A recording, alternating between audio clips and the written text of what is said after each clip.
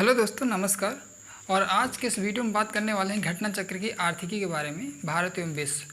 अब ये मैगज़ीन इतनी ज़्यादा इम्पोर्टेंट क्यों है, ये आपको पूरा वीडियो देखने के बाद खुद पता चल जाएगा। अगर आप एग्ज़ाम देने जा रहे हैं, आर ओ का कोई भी एग्ज़ाम दे रहे हैं, आप कोई भी एग्ज़ाम दे रहे हैं, यूपी से संबंधित है या और एसएससी से संबंधित है, कोई भी एग्ज़ाम दे रहे हैं, उसमें फाइनेंशियल ईयर का डेटा ज़रूर पूछा जाता है और आपको पढ़ के जाना चाहिए। बहुत सारे लोग हैं इस मैगज़ीन को इग्नोर कर देते हैं, उनको लगता है कि जीके में सब चीज़ें नहीं आती हैं, बट आती हैं। बहुत सारे लोग हैं तो इसके बारे में जानते ही नहीं होंगे।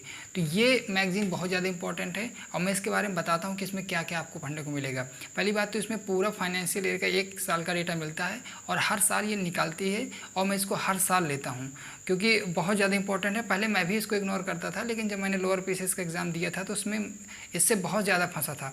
तो तब से मुझे यकीन हो गया है कि फाइनेंस से जो चीज़ें हैं अब ज़्यादा रिलेट करके दे रहा है करंट अफेयर में। तो मेरे काफ़ी ज़्यादा क्वेश्चन बन गए थे। लोअर पीसीएस क्लियर हुआ मेरा, तो उसमें इसका काफ़ी ज़्यादा योगदान था।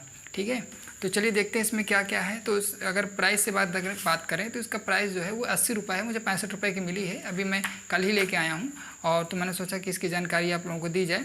अब इसमें है क्या क्या वो देख लेते हैं। महत्वपूर्ण आर्थिक घटनाक्रम, प्रमुख योजनाएं, राष्ट्रीय आय, कृषि उत्पादन, उद्योग क्षेत्र, परिवहन क्षेत्र, वैदेशिक क्षेत्र, पर्यटन क्षेत्र, बैंकिंग क्षेत्र, वैश्विक सूचकांक, वित्त आयोग, वस्तु एवं सेवा कर, बागवानी फसलें, 20वीं पशुधन गणना रिपोर्ट, वन स्थिति की रिपोर्ट, आर्थिक समीक्षा, पशुधन एवं मत्स्य पालन, खनिज उत्पादन, बिहार बजट एवं आर्थिक समीक्षा, ऊर्जा क्षेत्र, केंद्रीय बजट, उत्तर प्रदेश बजट, कृषि संगणना, भारत में गरीबी की स्थिति, सेरिकल्चर, विश्व विकास सूचकांक, नगरीकरण एवं राष्ट्रीय राजधानी क्षेत्र। अब आपको समझ में आ गया होगा। अब इसमें क्षेत्र का मतलब ये नहीं है कि वो पॉलिटिकल चीज़ें देगा। क्षेत्र का मतलब ये है कि वो ये देखा कि इसमें कितना इंपोर्ट हुआ, कितना एक्सपोर्ट हुआ, कितना प्रोड्यूस हुआ, क्या सब चीज़ें हैं ये सब देगा। फसलों में है कितनी पैदावार हुई, क्या से क्या हुआ, ये सब चीज़ें दे रहेगा। यानी आर्थिक इकोनॉमी और फाइनेंस से संबंधित चीज़ें इसमें दी गई हैं। देखिए, महत्वपूर्ण आर्थिक घटनाक्रम, जो भी आर्थिक से संबंधित घटनाक्रम हुए हैं कि अगर किसी बैंक ने किसी रेपो दर कम की है या ज़्यादा की है, किसी ने जीडीपी की अनुमान लगाया है तो कितनी जाएगी। तो बहुत सारी जो ऐसी एजेंसियां होती हैं वो जीडीपी का अनुमान लगाती हैं, तो उस हिसाब से जो भी डेटा है, बैंक में कितना एनपीए है, ये सब चीज़ें मतलब काफ़ी ज़्यादा हैं जो फाइनेंस से संबंधित है। उन चीज़ों के बारे में जानकारी इसमें दी गई है। ठीक है, तो ये तो हो गया उससे संबंधित प्रमुख योजनाएं, जो भी 2014 या 15 से जितनी भी योजनाएं चलाई गई हैं, चाहे वो प्रधानमंत्री किसान योजना हो, संगम परियोजना हो, वो कब चलाई गई, कहाँ से शुरुआत की गई और उस योजना के अंतर्गत क्या था, किससे संबंधित थी, तो ये सब चीज़ें प्रमुख योजनाओं से संबंधित, तो वो पूरा दिया गया है इसमें, जो कि आपको पढ़ के जाना चाहिए।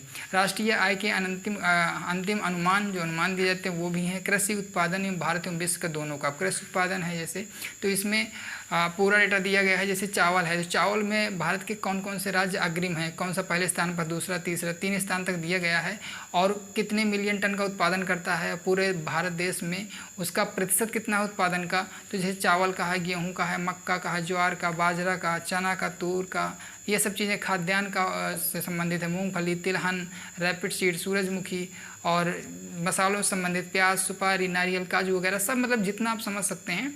तो पैदावार किस राज्य में कितनी होती है और पूरे देश में उसका प्रतिशत कितना है, कितने मिलियन टन का उत्पादन होता है और किस नंबर पे पूरे देश में, तो ये पूरा डेटा आपको मिलेगा।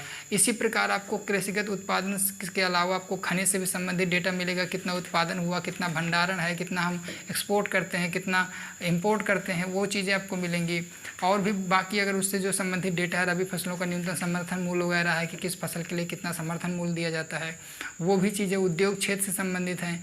ये उद्योग में कितना कहाँ वृद्धि हुई है, किस चीज़ में कितनी कमी हुई है, कितना इंपोर्ट हुआ, कितना एक्सपोर्ट हुआ है, किस चीज़ की किस देश से कितना इंपोर्ट होता है, एक्सपोर्ट होता है, ये सब चीज़ें आपको इस बुक में क्लियरली मिल जाएंगी। वैदेशिक क्षेत्र से संबंधित हैं और ऊर्जा क्षेत्र के ऊर्जा जितने भी हमारे परमाणु संयंत्र हैं, बिजली संयंत्र हैं, और उनसे कितनी बिजली उत्पादित होती है, तो उससे भी संबंधित, ऊर्जा क्षेत्र से संबंधित जितने भी क्वेश्चन हो सकते हैं वो यहाँ से आपको कवर हो जाएंगे।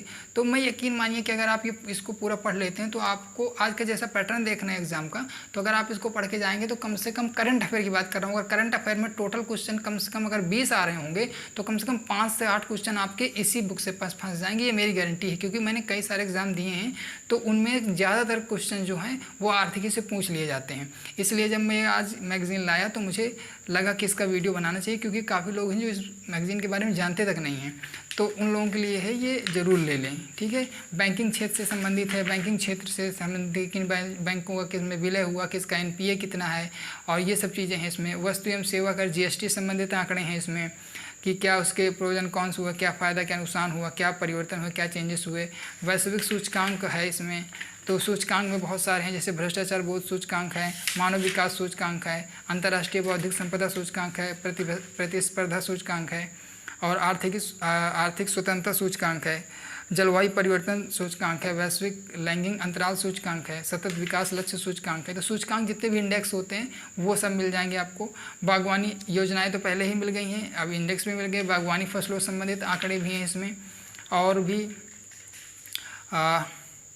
और आंकड़े जैसे हैं फलों से संबंधित हैं, तो पशुधन एवं मत्स्य पालन संबंधित आंकड़े हैं वो भी मिल जाएंगे। सेरिकल्चर है, 20वीं पशुधन गणना रिपोर्ट, जो 20वीं पशुधन की गणना हुई है उसकी भी रिपोर्ट इसमें प्रस्तुत की गई है।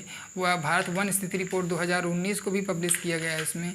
तो आपको सारा डेटा मिल जाएगा। अगर आप इसको डिटेल से अगर 1 2 बार 3 बार पढ़ लेंगे तो वो काम हो जाएगा इसमें, क्योंकि इम्पोर्टेंट डेटा ही पूछता है। कृषि संगणना है, और भी सारी इसमें सेंसस भी दिया गया है, जनगणना जो दिया गया है 2011 का, क्योंकि अभी 2011 का ही 21 तक चलेगा। 21 के बाद जनगणना होगी, उसके बाद उसका जो डेटा है वो पब्लिश होगा कभी 23 तक, 22-23 तक। तो 22-23 तक आपको 2011 वाला ही पढ़ना है। अब देखिए खनिज का जो डेटा है, खनिज का भारत एवं विश्व का दोनों का, खनिज के डेटा में कितना इंपोर्ट, कितना एक्सपोर्ट, कितना हमारे पास भंडार है, कितना हम पैदावार करते हैं, तो वो सब चीज़ें इसमें दी गई हैं अलग अलग क्षेत्र में, अलग अलग राज्यों के भी और देशों में भी। खनिज का दिया, इधर विश्व का दिया गया है, उधर भारत का। तो ये चीज़ें आपको पढ़ लेनी चाहिए। जो कवर केंद्रीय बजट हो गया, इसमें यूपी का बजट भी है, बिहार का बजट भी है। जो बिहार वाले हैं वो बिहार का बजट जरूर पढ़ लें, जो यूपी वाले हैं वो यूपी का बजट। केंद्रीय बजट तो खैर दोनों को पढ़ना ज़रूरी है। तो अभी कुछ योजनाएँ इधर भी हैं जो कि योजनाएं संबंधित है कृषि वगैरह से, जैसे ग्राम भंडारण योजना, पशुधन योजना, कुसुम विस्तार योजना, नीली अर्थव्यवस्था, कृषि ऋण वगैरह। तो ये एग्रीकल्चर संबंधित योजनाएं हैं जो वो दिए गए, वो डेटा दिया गया। आर्थिक समीक्षा दी गई है इसमें। तो आप समझ में आ ही गया होगा, इसकी इंपॉर्टेंस आपको इतने से समझ में आ गई होगी, कितना सारा इसमें डेटा दिया गया है कि इससे आप कुछ भी आ सकता है, ठीक है। आयातों की दशा क्या है कि आयात किस देश से कितना आयात होता है, कितना निर्यात होता है, कभी कभी क्वेश्चन आ जाता है। उत्तर प्रदेश का बजट दिया हुआ है यहाँ पे। तो फिर मध्यकालीन राजकीय पुनः संरचना, ये तो है। उत्तर प्रदेश की आर्थिक समीक्षा दी हुई, बिहार बजट दिए हुए है, बिहार आर्थिक समीक्षा दिया हुआ है। वित्त आयोग की रिपोर्ट दी हुई है, 15वीं वित्त आयोग की प्रथम रिपोर्ट, और 14वें की वित्त आयोग की सिफारिशें दी गई हैं। सैंपल रजिस्ट्रीकरण प्रणाली के आंकड़े, भारत की गरीबी और विश्व की अर्थव्यवस्था है, और इसमें लास्ट में भी सेंसस भी दिया गया होगा, जनगणना 2011 वाली। ये नगरीकरण भारत एवं विश्व का है, और विश्व की नगरीकरण है, और भारत के अंतिम आंकड़े जनगणना के 2011 के, जो कि काफ़ी इंपॉर्टेंट है। जनगणना से क्वेश्चन आते हैं, ये पता ही है आपको। तो इतना कुछ इस मैगज़ीन में दिया गया है कि अगर आप इसको पढ़ लेते तो आपको ऐसा नहीं लगेगा कि आपने 65 रुपये वेस्ट कर दिए। 65 के मिले, 70 के मिले, फिर भी 65-70 रुपये में आपको 6 से 7 क्वेश्चन आराम से फंस जाएंगे। तो आप इसको पढ़ के जाइएगा, 1 2 बार रिवाइज़ करके जाइएगा। और मुझे ऐसा लगा कि मुझे इसके ऊपर वीडियो बनाना चाहिए, इसलिए बनाया मैंने। और आपको वीडियो कैसा लगा आप मुझे कमेंट में ज़रूर बताइएगा। और पूरा वीडियो देखने के लिए धन्यवाद। अगर आपको वीडियो पसंद आया है तो चैनल को सब्सक्राइब करके जाइएगा, ताकि आगे आने वाली वीडियो जो भी आती हैं बुक्स के बारे में मैं जानकारी ज़रूर देता हूँ। तो पूरा वीडियो देखने के लिए धन्यवाद।